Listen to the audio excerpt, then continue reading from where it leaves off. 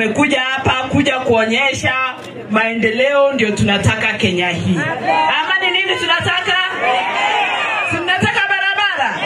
Mnataka stima. Mnataka kazi iendelee. Na sisi kama wamama tuko hapa kushikilia mama wenu kwa sababu leo nimekuja hapa nimepatiwa flyer.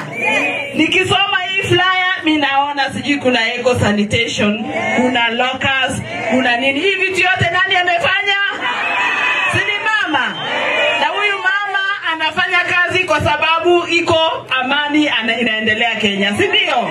So tuendelee kushikilia mama, aendelee kufanya kazi. Na mjumbe wenu je?